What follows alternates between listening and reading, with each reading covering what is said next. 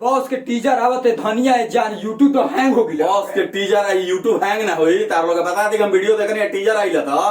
1 minute में 31 को view और कम से कम 900 लाइक रहे यूट्यूब पे बॉस का। तो समझ लीजिए से कितना व्यू होइयो में ब्यास के फुली मन बा कि अलुआ बोते बता सारा बा ट्रैक्टर चलाओ तने देखला से तो लागत है कि गाना कहीं ना कहीं ब्लॉकबस्टर होई आ उसा फिल्म से बॉस के गाना आई या यूट्यूब हैंग ना हुई सुनो सकेला। तो गाना चुन के लेवल गई बा भाई गाना में वेट होत रहे हालांकि टीजर देखला से लगा था कि बॉस के मूड बन गई बा। ट्रैक्टर आ धुन चलाओ था बिकियो जी बैठल बड़ा मेरा मुझे तो बिया हुआ डाला था पीछे से तो मेरा बुझा विरोधियन के तो होश टापल है विरोधियन को होश फट जाए यार बॉस पूरा मुंह में बढ़े। बॉस लेट करते हैं लेकिन लेट के साथ इतना लेट कर देते हैं कि ऑडियंस का प्यार आपको इतना जबरदस्त मिलता है। इसके बावजूद भी बॉस इतना लेट करते हैं बहुत जबरदस्त भाई। अब गाना ना होता तो हमनी के गुस्सा कितना रहे लेकिन आग दिलक यही खातिर बहुत लोग हमने कमेंट करके कहता लोग बुराई भी करते हैं बड़ाई भी करते हैं बुर्बक ना करो हम तो आई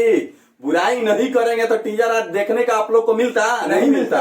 कल 6:15 या 6:45 में आएगा उनका सॉन्ग फुल देखने से तो लग रहा है गाना कहीं ना कहीं बवंडर होके वाला बा। बवंडर होके वाला बा बवंडर हो गई टीजर देखो तो बस एक बात देखे में आवेला भाई यूट्यूब पर गाना आवेला उनको चाहे टीजर होके चाहे ट्रेलर होके चाहे कुछ होके यूट्यूब हैंग होना एकदम निश्चित है। उनका व्यू दिखाई 2 गो